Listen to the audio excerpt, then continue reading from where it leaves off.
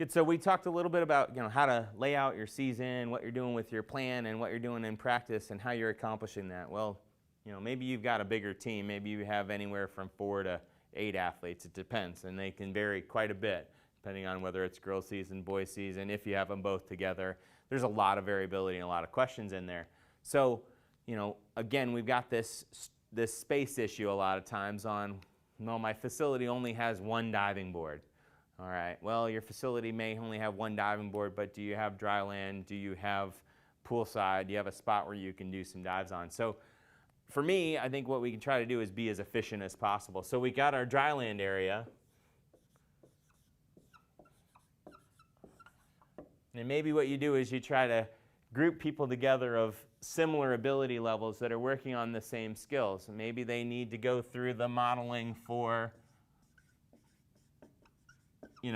reverses, the 300s. And they need specific help in spotting, hand spotting from the coach to make sure that they're doing it correctly, working on that safe distance and jumping in the right way. But maybe they start here. So maybe you have 2 or 3 athletes that are in this section of your total. And then you've got poolside. We talked a little bit about that there's a great way to actually maximize your space. If you only have one diving board in your pool, you can use the side of the pool as long as you've got a space where there's a gutter or a lip and you can jump out, and you do it in a safe environment. You want to make sure that it's safe. You don't want anybody to slip or do that. If it's slippery at all, maybe put a Sammy down or find some sort of matting that you can put there and allow them to jump up and away and get a safe distance from the pool.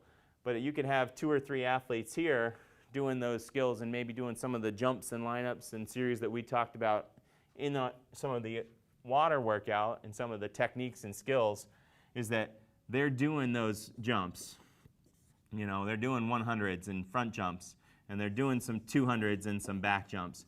And that this can be one station that they're at while some of the athletes are here, some of the athletes are here, and on your 1 meter, on the diving board, you got 2 or 3 people as well, and they're actually going through their list or their dives, or those entries.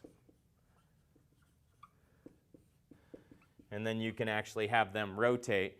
So if you've got 6 athletes, you got 2 here, 2 here, and 2 here, and you can have them going in that direction. You can actually have them rotate and get a lot more out of your practice and be a lot more efficient.